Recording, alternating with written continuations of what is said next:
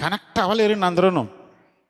ఇవ్వాలి కావాలి అనుకుంటారు కానీ ప్రభుకి కనెక్ట్ అవ్వడం చాలా కష్టం. కావాలనుకోవటం అందరికి ఇష్టమే, ప్రభువు నుంచి కావాలనుకోవడం అందరికి ఇష్టమే, కానీ ఆయనకి ఇష్టం వచ్చినట్టుగా బ్రతకడం మాత్రం కష్టం. మనుషులకి కష్టం, మనుషులకి కష్టం.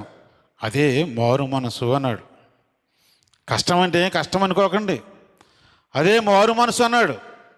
మారు మనసు అన్నాడు. మారు మనసు తగ్గిన ఫలాలు మీరు ఫలించండి అన్నాడు. ప్రియా దేవుని బిడ్డలారా, ఎంత ప్రభువునందు ప్రయాస వ్యర్థం కాదని ఎరిగి